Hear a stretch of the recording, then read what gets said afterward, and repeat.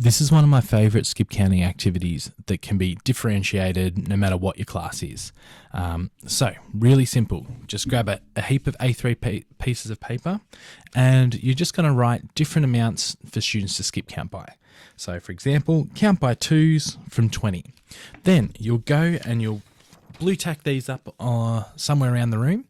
And so you'll have a bunch of different ones, generally different levels, and I often let the students choose a challenge that's going to suit yourself, so something that's going to challenge you, but not be too difficult that you can't achieve it.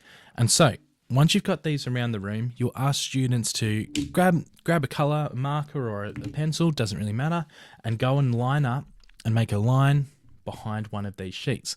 So you probably don't want any more than 5 students behind one particular sheet, but then in their lines, they'll take turns going and writing the skip counting pattern. So here I've got an example of one that's already been started. So in this one, we had 3 students, each with a different colour.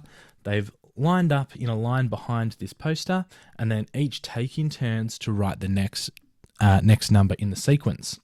So you can see count by 5s from 10, we've got 10, 15, 20, 25, 30.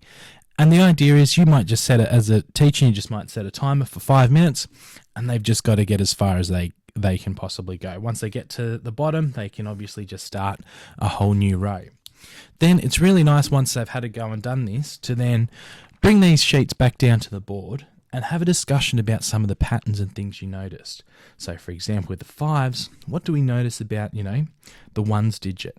In this case, alternating between the 0 and the 5. And so you can have some real good discussions.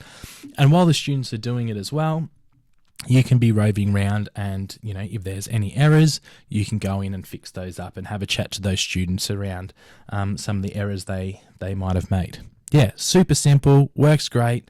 Really good fluency task just to get them warmed up, and just being able to write and change whatever suits your current students makes it nice and easy. So, you could do the same thing but skip counting by decimals in a grade 5-6 class, or counting by 7s from a non-zero starting point.